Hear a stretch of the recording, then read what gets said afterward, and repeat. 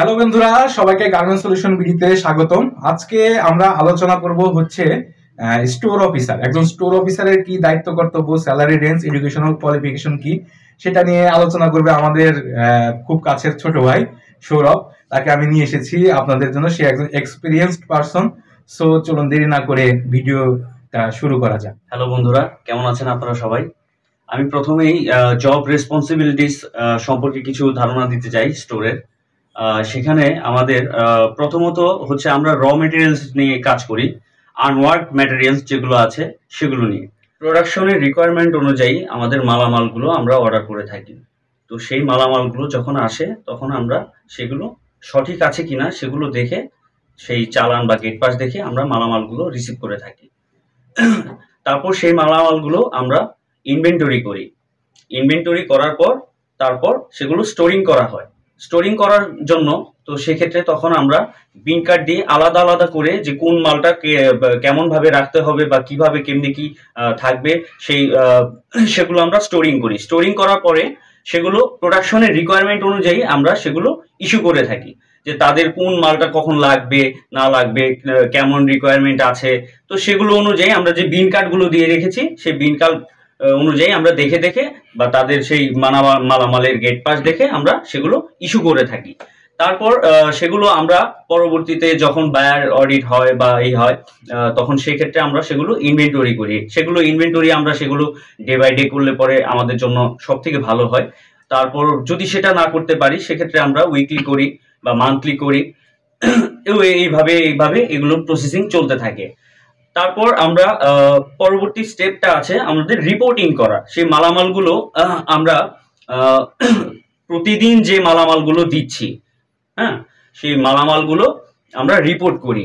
Weekly আছে, day by day আছে, monthly আছে। তো মান্থলি যে রিপোর্টিংটা, সেই রিপোর্টিংটা আমরা অডিটের ক্ষেত্রে সেগুলো ইউজ করি, যে মান্থলি তোমার কখন এক মাসে কতটুকু মাল গিয়েছে বা মাল কতটুকু এসেছে, সেগুলো আমরা মান্থলি ওয়াইজ আমরা রিপোর্ট করে থাকি।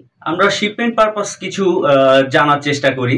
শিপমেন্ট বিষয়টা হচ্ছে যে আমরা কমার্শিয়ালের মাধ্যমে মেইল পেয়ে থাকি। সেই মেইলের মধ্যে আমাদের যে মালামালটা যাবে, কোন বায়ারের মাল আছে, কতটুকু মাল আছে, কতটুকু সিবিএম বলতে এখানে আমরা গাড়ির যে কতটুকু পরিমাণ ক্ষমতা, ধারণ ক্ষমতা যেটা আছে সেটা আমরা ক্যালকুলেট করি। সেই মেইলের মাধ্যমে আমরা দেখে সেগুলো ক্যালকুলেট করে একটা ফিকচারের মতো আমরা বানিয়ে থাকি। বানিয়ে নিয়ে তো আমরা সেগুলো যে প্রোডাকশনের ম্যানেজার আছে সেই প্রোডাকশনের ম্যানেজারের কাছে আমরা গিয়ে সেই তথ্যগুলো নিয়ে তো গাড়ি বুকিং দিতে হয়। গাড়ি বুকিং দিয়ে আমরা গাড়িগুলো যখন গেট দিয়ে ঢুকবে তখন আমরা প্রথমেই আমরা গাড়িগুলো চেক করে নেব যে 7.0 সঠিকভাবে গাড়িগুলো ঠিক আছে কিনা সেগুলো আমরা চেক করি। চেক করার পর আমরা মালামালগুলো সঠিকভাবে যখন আমরা ডেলিভারি দেব, ডেলিভারি দেওয়ার সময় আমাদের প্রথমত এই বিষয়গুলো জানতে হবে যে ডেলিভারি ক্ষেত্রে আমরা কি কি জিনিসগুলো করণীয়। তো ডেলিভারির ক্ষেত্রে আমরা প্রথমত সেই মেইল দেখে, মেইলের পরে যে আমাদের ইনভয়েস থাকে, ইনভয়েস বা কমার্শিয়াল প্যাকিং লিস্ট, সেই প্যাকিং লিস্টগুলো দেখে আমরা মালামালগুলো ডিভাইড করে যে কতটুকু গাড়িতে কতটুকু মালামাল উঠবে। তো সেগুলো দেখার পর আমরা সেই গাড়ির একটা ফিকচার তৈরি করে আমরা গাড়িগুলোতে লোড দেওয়া শুরু করে দিই।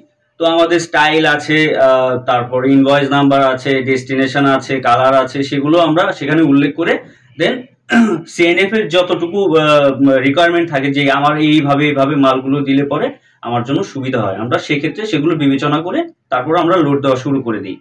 তো লোড দেওয়ার ক্ষেত্রে আরেকটা জিনিস সব থেকে যেটা জরুরি, আমাদের চালান, গেট পাস সেগুলো সঠিকভাবে আমরা লিখেছি কিনা, ডেট, ডে এবং সেখানে অথরাইজ এবং আমাদের যে ইনচার্জ বা বস যে আছেন তাদের সিগনেচার সবকিছু সঠিকভাবে আছে কিনা, লক নাম্বার সেগুলো ঠিক আছে কিনা সেগুলো আমাদের অবশ্যই চেক করতে হবে। তাহলে আমরা এতক্ষণ যেগুলো নিয়ে কথা বলেছি, তো আমরা স্টোরের যে অফিসার জব রেসপন্সিবিলিটিস যেগুলো আছে সেগুলো সম্বন্ধে হয়তো একটু হলেও ধারণা পেয়েছি।